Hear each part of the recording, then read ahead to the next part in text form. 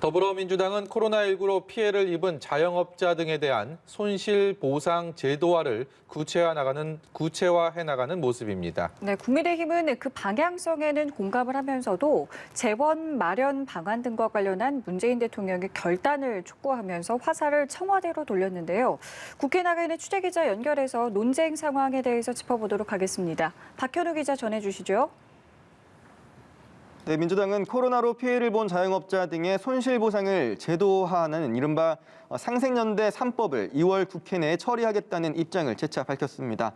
이낙연 대표는 오전 당 회의에서 문재인 대통령의 지시가 있었던 만큼 최적의 방안을 마련하겠다고 강조했습니다. 직접 들어보시겠습니다. 정부와 협의하면서 최적의 손실보상 방안을 마련하겠습니다.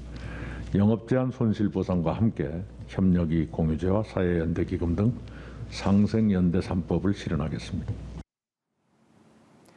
이와 관련해 민주당 일각에서 손실보상의 소급 적용, 국채 발행을 통한 재원 확보 등 방안이 거론돼 왔었는데요. 오늘 오전 정책의총을 열고 관련 의견을 수렴한 결과 우선 소급 적용은 앞으로 일어날 일을 대비하자는 법의 취지와 맞지 않다는 쪽으로 의견이 모인 것으로 전해졌습니다. 민주당은 내일 의원총회를 다시 열어 추가 논의를 진행해 나가기로 했습니다. 국민의힘도 코로나로 피해를 본 자영업자들의 손실을 보상해줘야 한다는 대전제에는 공감하고 있습니다.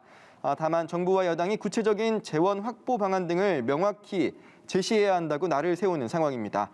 오늘 오전 신년 기자회견에서 밝힌 김종인 비대위원장의 입장도 직접 들어보겠습니다.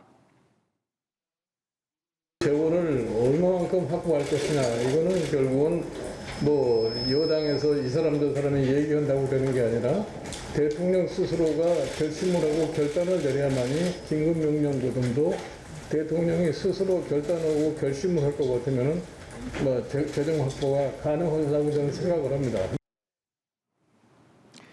김 위원장은 또 4월 재보궐선거를 앞두고 금전 혜택이 표심에 영향을 미칠 가능성이 없지 않다면서 선거에 이용했다는 오해를 사지 않으려면 지급 시기는 1월에서 2월 또는 4월 선거 뒤가 좋을 것이라고 강조했습니다.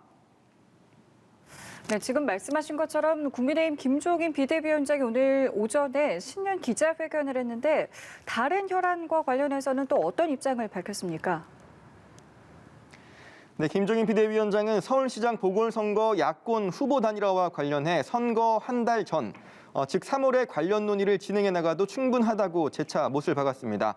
국민의당 안철수 대표의 국민의힘 입당 가능성과 관련해서는 그런 제의를 받아본 적도 없고 그런 일이 일어나리라고 상상도 하지 않는다고 선을 그었습니다. 김 위원장은 또 부산 가덕도 이슈와 관련해서는 부산 경제 활성화 방안에 가덕도 신공항 등도 포함되는 것이라면서 다음 주 부산을 찾아 비대위 회의를 열고 관련 계획을 밝힐 예정이라고 말했습니다. 이런 가운데 민주당 박영선, 우상호 서울시장 예비후보는 오늘 오후 정책 엑스포 행사에 나란히 참석해 서울시정을 이끌 정책 비전을 밝히는 등 표심 공략을 이어갔습니다. 국민의힘에서는 나경원 예비후보는 강남권에서, 오세훈 예비후보는 강북권에서 각자가 생각하는 발전상을 설명하는 현장 행보를 이어갔습니다. 국민의당 안철수 예비후보는 생활치료센터 현장을 방문해 의료진을 격려했습니다.